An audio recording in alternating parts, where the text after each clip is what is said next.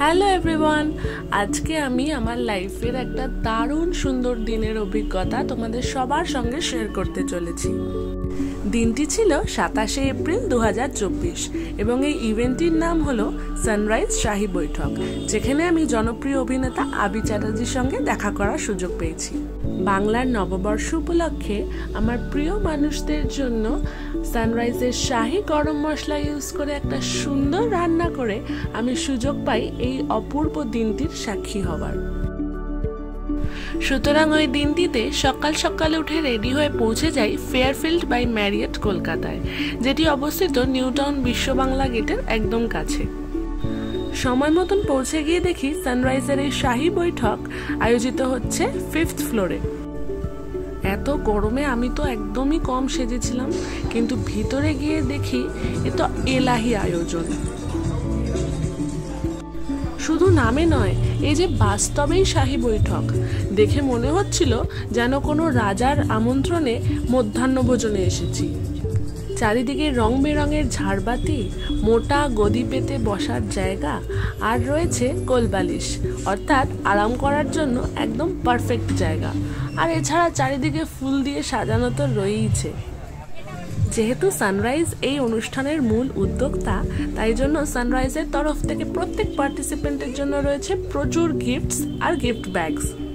আর এই যে আমার হাতে গোলাপ ফুলটি দেখতে পাচ্ছ, এটিও ছিল এই বৈঠকে প্রবেশের একটা দারুণ উপহার। এছাড়াও প্রতিটি কোণায় রয়েছে এক অপূর্ব আকর্ষণ, যেমন এই গদির পাশের যে লাল কাপড়ের ডিজাইনগুলো দেখে সত্যি মনে হচ্ছে না যেন বাঙালিয়ানায় ভরপুর একটি শাহী বৈঠক।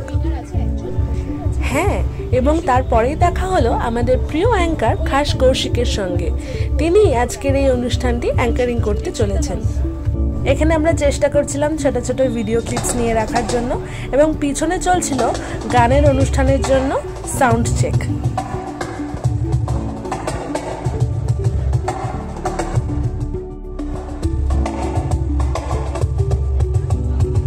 এরপর আমরা সবাই কিছু সেলফিজ, কিছু ফটোস ক্লিক করছিলাম এবং ওয়েট করছিলাম আজকের অনুষ্ঠানের মূল আকর্ষণ অর্থাৎ আবির চ্যাটার্জির উপস্থিতির জন্য।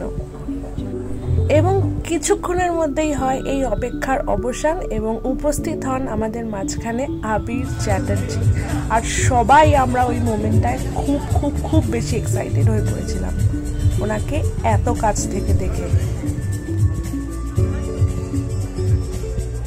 নাচ দিয়ে শুরু করতে আজকের এই অনুষ্ঠান, তাহলে দেরি না করে আমরা অতিথিকে একটু বরণ করে নিতে চাই। প্রদীপবাবু স্পেশাল গেস্টকে বরণ করে নিয়ে রবীন্দ্র নৃত্যের মাধ্যমে শুরু হয় আজকের এই বৈঠকের সকল অনুষ্ঠান। এবং যেহেতু শাহী বৈঠক, আমরা পেতে থাকি বিভিন্ন লোভনীয় খাবার, যেমন শুরু হয় গন্ধরাজ দইয়ের ঘোল দিয়ে, এছাড়াও থাকে প্লেট ভর্তি বিভিন্ন রকমের স্টার্টার, আর সাথে মন মুগ্ধ করা গান।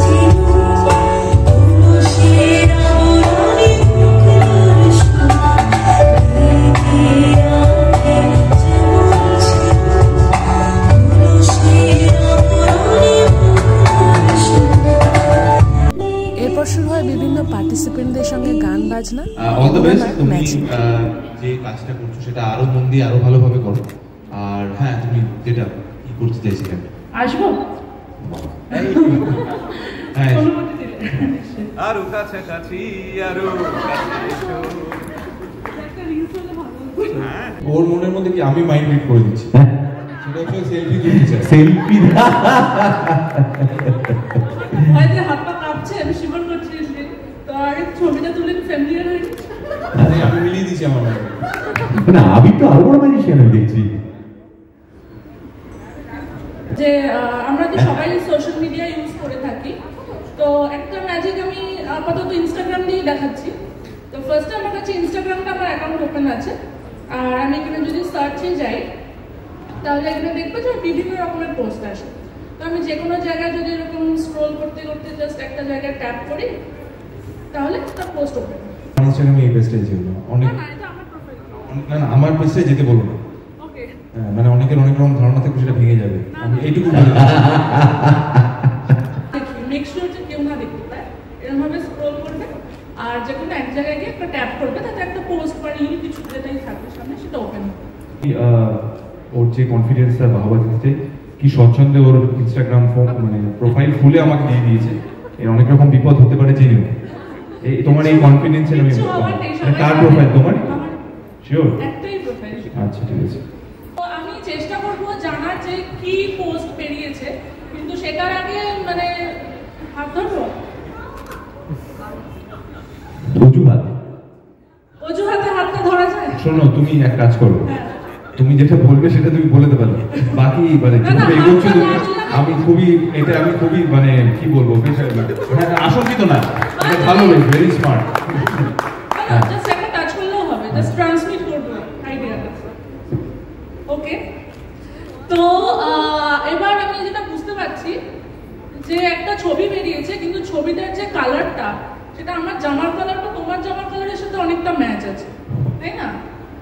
আর ছবিটাও অনেকটা মানে কিছুই কোইন্সিডেন্স হয়ে যাচ্ছে, কারণ কি সানরাইজের একটা অনুষ্ঠানে এসেছি আর মনে হচ্ছে সানরাইজেরই কোনো একটা রিলেটেড ছবি। আর যেই মানে আউটফিটটা তুমি পরে আছো সে আউটফিটটা কোনো ক্যাজুয়াল আউটফিট নয়, আর কোনো ডিটেকটিভ রিলেটেড আউটফিট সেটাও নয়। বাঙালিদের শাহী বৈঠক, তাই তুমি পাঞ্জাবি পরে আছো, তাই তো? মানে যদি ঠিক হয় আমাকে অ্যাসিওর করো, নাহলে বুঝতে পারছি না। ঠিকই হচ্ছে, মানে তুমি আমায় দেখতে পারো না, এখন লক হয়ে গেছে। আচ্ছা আমি ওপেন করে দিচ্ছি, মানে ছবিটা দেখেছিলে তো? হ্যাঁ, তো এটা মনে হয় সানরাইজের কোনো একটা পোস্টই, যেখানে তুমি সেখানে সেই ছবিতে রয়েছো, আর সেখানে আমাদের সবাইকে পার্টিসিপেট করার জন্য আগ্রহ উৎসাহিত করছো। তো এটা কি সেই ছবিটাই যেটা আমি ভাবছি যে একটা হলুদ পাঞ্জাবি পরে তুমি এইরকম ভাবে একটা পোস্ট দিয়ে আছো? হ্যাঁ, লক করে দিচ্ছি। এই পোস্টটার কথা আমি বলছিলাম। এবার ইনস্টাগ্রামে এতগুলো পোস্ট স্ক্রল করার পরে যে কোনো একটা পোস্ট খুলতে পারতো, যা কিছু হতে পারতো, আমি জানতাম না। আমি জাস্ট স্যারের টাচে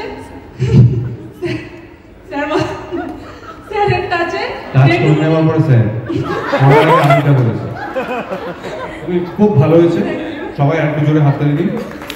তবে যাওয়ার আগে আমার একটাই কথা বলার, এই যে তুমি ধরো ডিডাকশন গুলো করলে যে এই পোস্ট সেটা তো টাচেই হয়ে যাওয়ার কথা ছিল, কতক্ষণ হাত ধরে থাকলাম, বারণ করবে না?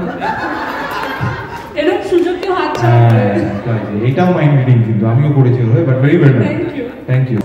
তাহলে তোমরা দেখলে তো যে এই ম্যাজিকটা দেখে কতটা মজা হলো।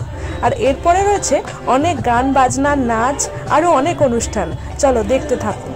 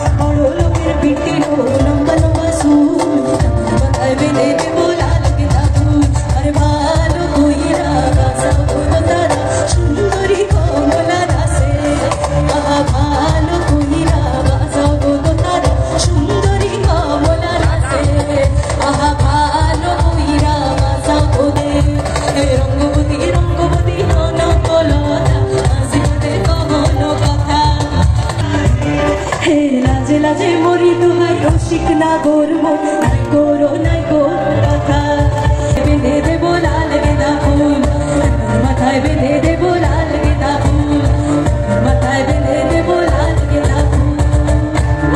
Thank you so much, thank you, thank you, thank you.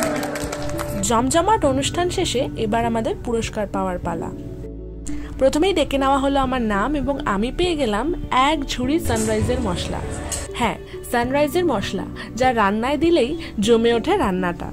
এছাড়াও ছিল একটা গিফট ব্যাগ, যার মধ্যে ছিল একটা সুন্দর কফি মাগ, যেখানে লেখা ছিল সানরাইজ শাহী বৈঠক। ধন্যবাদ সম্পূর্ণ সানরাইজের টিমকে, ফাউন্ডার ম্যাম এবং স্যারকে, এবং বিশেষ করে ফটোগ্রাফার দাদাদের, যাদের ক্যাপচার করা এই গোল্ডেন মোমেন্টগুলো আমার সঙ্গে সারা জীবন স্মৃতি হয়ে থেকে যাবে। চলো তাহলে এবার দেখে নিই আজকের শাহী বৈঠকে কি কি শাহী রান্নার আয়োজন করা হয়েছিল। আমি তো অনেকগুলোর নাম ভুলে গেছি, দেখি তোমরা আইডেন্টিফাই করতে পারো কিনা, আর যদি পারো তাহলে কমেন্টে অবশ্যই জানিও যে কোন কোন রান্নাগুলো তোমরা আইডেন্টিফাই করতে পারলে। এরপর খাওয়ার সময় তো আমার কোনো ভিডিও করাই হয়নি, কারণ আমি সবার সঙ্গে গল্প করতে ব্যস্ত হয়ে গেছিলাম, সবার সঙ্গে পরিচয় সেরে নিচ্ছিলাম। তবে বলতেই হবে প্রতিটি খাবারের ছিল অতুলনীয় স্বাদ, এবং বিভিন্ন মিডিয়া চ্যানেলের কভার করা বিভিন্ন ক্লিপিংস সন্ধ্যের মধ্যে আমরা জানতে পারি যেগুলি খবরে দেখানো হয়েছে, রইল তার কিছু অংশ। দারুণ ছিল আজকের অভিজ্ঞতা এবং সারা জীবন মনে রাখার মতন। থ্যাংক ইউ এগেন সানরাইজ টিমকে এবং ফেয়ারফিল্ড বাই ম্যারিয়েটকে এত সুন্দরভাবে এত সুন্দর একটা বৈঠক আয়োজন করার জন্য। Thank you everyone. নাচে গানে আড্ডায় তাদের সঙ্গে মেতে উঠেছিলেন জনপ্রিয় টলি তারকা আবির চট্টোপাধ্যায়।